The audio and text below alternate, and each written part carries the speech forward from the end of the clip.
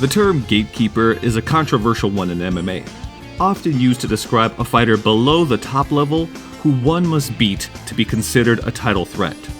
While often overlooked by fans, several gatekeepers have gone on to have long and successful careers of their own.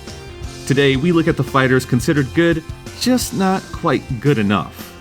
Welcome to the INC, and these are 5 of MMA's greatest gatekeepers. Few fighters have carried the gatekeeper tag more proudly than Donald Cerrone. Donald Cerrone first came to prominence as an acclaimed kickboxer, winning several amateur titles in Colorado before transitioning to MMA with the WEC. It was there that the template of Cerrone's career was formed, an all-action fighter capable of entertaining matches, but coming up short in all 3 of his title bids. When WEC merged with the UFC in 2010, Cerrone's contract was taken up by the promotion. Over the next decade, the Colorado native would break nearly every record the promotion had to offer, the most wins and post-fight bonuses in company history, as well as being one of 2 fighters to compete 6 times in a calendar year. Despite the plaudits, Cerrone was hampered by his inability to beat top-level competition, with Anthony Pettis, Justin Gaethje, and Conor McGregor some of the high-profile names to dispatch Cerrone over the years. While fans were quick to mock Cerrone's gatekeeper label, the fighter himself took it in stride. Some say, Cowboy's the gatekeeper. Well, fuck. Can you get past the gate? You know what I'm saying? Let's see.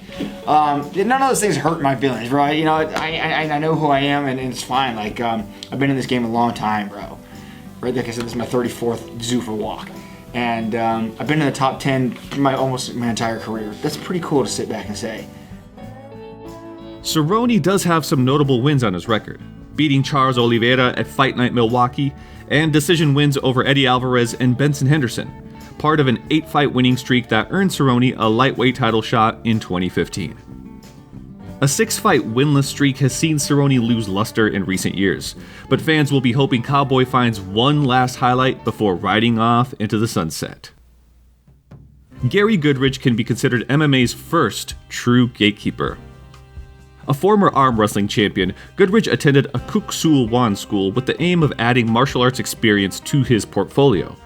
And with the company wanting a fighter to represent them in the UFC, Goodrich was promoted to a black belt despite minimal experience in the sport. Goodrich's MMA debut came at UFC 8 against Paul Herrera, an All-American wrestler from the University of Nebraska. It didn't take long for Goodrich to make an impact on the sport.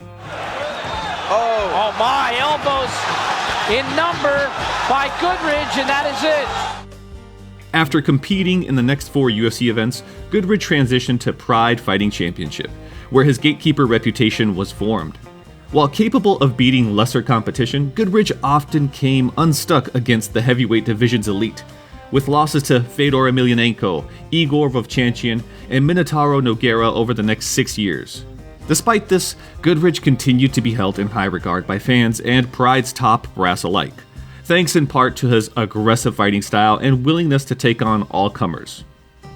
Goodrich's biggest win came in 2003 against UFC veteran Don Frye. Frye had beaten Goodrich when the 2 men fought in the final of UFC 8. This time, it took just 40 seconds for Goodrich to get his revenge.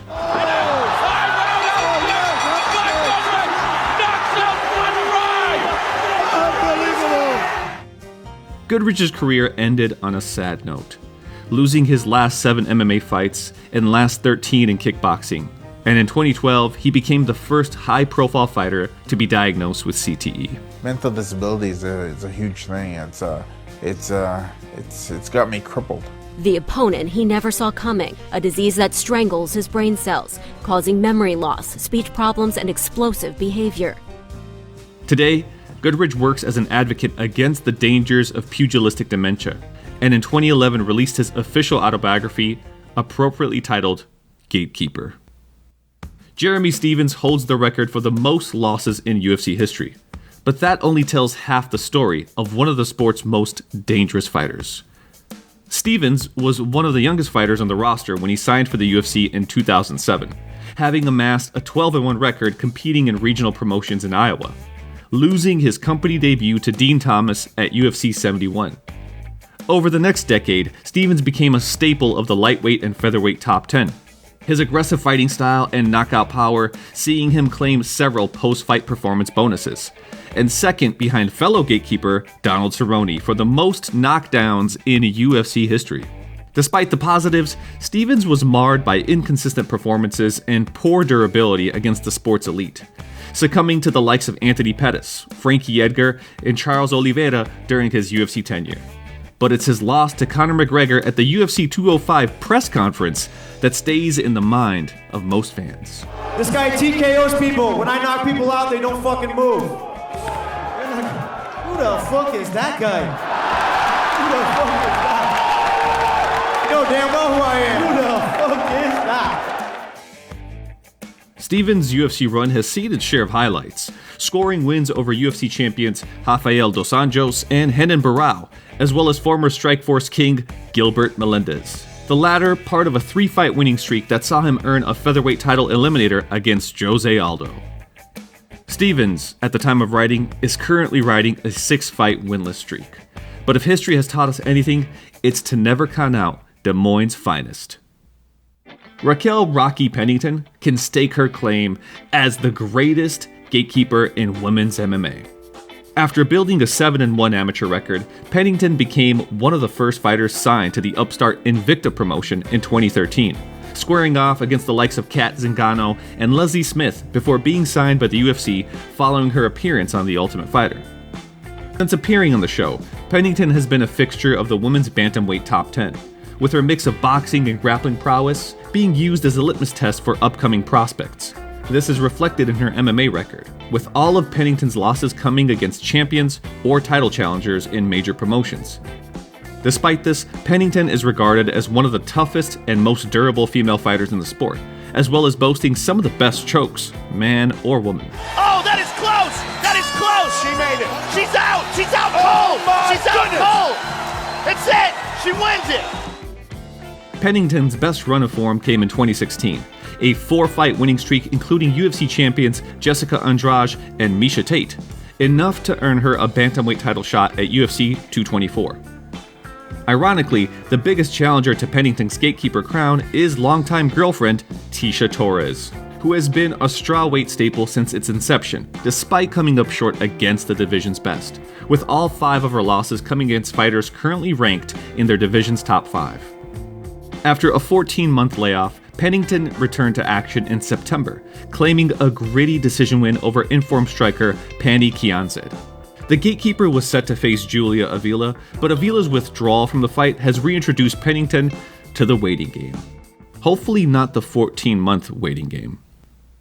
We end this video with a Gatekeeper who proved the critics wrong. Back in 2005, Michael Bisping was a godsend for the UFC. The company were looking to make inroads to the British market, and Bisping was cited as a potential star in the making. After starting his tenure with 4 straight wins, Bisping earned a #1 contender match against Rashad Evans at UFC 78, losing to his fellow TUF champion by split decision. The run would set the template for the majority of Bisping's UFC career, building up 3- and 4-fight winning streaks, but coming up short when asked to take a jump in quality. Bisping's losses read like a who's who of MMA greats, coming up short in matches against Dan Henderson, Vanderlei Silva, and Vitor Belfort, the last of which seeing Bisping suffer an eye injury that affected him for the rest of his career. Bisping's Gatekeeper role was also a victim of circumstance. Thanks to his star power and questionable defense, Bisping became a notorious call-out target for middleweight fighters looking for a step up, only to be overwhelmed by the Count's volume striking and deceptive power. While stuck in middleweight limbo, Bisping was still able to claim some notable wins over Mayhem Miller, Kung Lee, and Chris Lieben. It was Bisping's decision to work with coach Jason Perillo that sparked a change in his fortunes. After beating UFC legend Anderson Silva, Bisping accepted a short-notice title shot against Luke Rockhold at UFC 199, where the Count left the castle gate and took the throne for himself.